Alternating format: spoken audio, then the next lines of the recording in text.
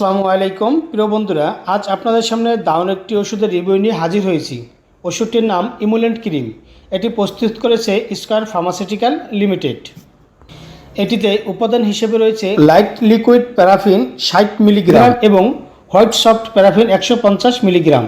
আজ জানবো কী কী রোগে ইমোলেন্ট ক্রিম ব্যবহার করা হয়, ইমোলেন্ট ক্রিম ব্যবহারের সঠিক নিয়ম, এটি গর্ভাবস্থায় ও স্তন দানকালে ব্যবহার করা যাবে কিনা, ইমোলেন্টের পার্শ্ব প্রতিক্রিয়া ইত্যাদি সম্পর্কে আলোচনা করব এই ভিডিওতে। শেষ পর্যন্ত ভিডিও দেখার অনুরোধ রইল। প্রিয় বন্ধুরা, এখনও যারা চ্যানেলটি সাবস্ক্রাইব করেননি তারা চ্যানেলটি সাবস্ক্রাইব করে পাশে থাকুন, আর যারা ইতিমধ্যে চ্যানেলটি সাবস্ক্রাইব করেছেন তাদের অনেক অনেক ধন্যবাদ। চলুন কথা না বাড়িয়ে মূল আলোচনায় যাওয়া যাক।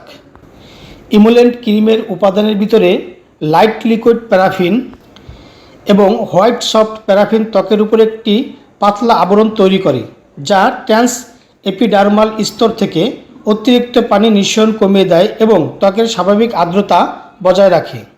ইমোলেন্ট ক্রিমের কাজ যেমন পা ফাটা, একজিমা, হাত পায়ের চামড়া ওঠা, শরীরের ত্বকের চামড়া খসখসে হয়ে যাওয়া, ত্বকের শুষ্কতাজনিত চুলকানি, সোরিয়াসিস ইত্যাদি রোগের চিকিৎসায় ইমোলেন্ট ব্যবহার করা হয়। ইমোলেন্ট ক্রিম মূলত একটি ময়শ্চারাইজিং ক্রিম। এটি শরীরের বাহ্যিক অংশে অর্থাৎ ত্বকের ব্যবহার করা হয়। ইমোলেন্ট ত্বকের আর্দ্রতা ধরে রাখে, ত্বক কোমল ও সতেজ রাখতে সাহায্য করে। ব্যবহারের নিয়ম: আক্রান্ত স্থান ভালোভাবে ওয়াশ করে শুকিয়ে নিতে হবে। এরপর সেই আক্রান্ত স্থানে আঙ্গুল দিয়ে হালকা করে ক্রিমটি লাগিয়ে নিতে হবে। এভাবে দিনে 2 বার ব্যবহার করলে ভালো ফলাফল পাওয়া যাবে।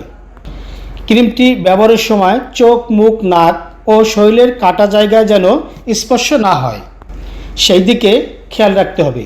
পার্শ্ব প্রতিক্রিয়া: ইমোলেন্টের তেমন কোনো পার্শ্ব প্রতিক্রিয়া নেই, তবে যাদের এই মেডিসিনের প্রতি অ্যালার্জি রয়েছে তাদের এটি ব্যবহার না করাই ভালো।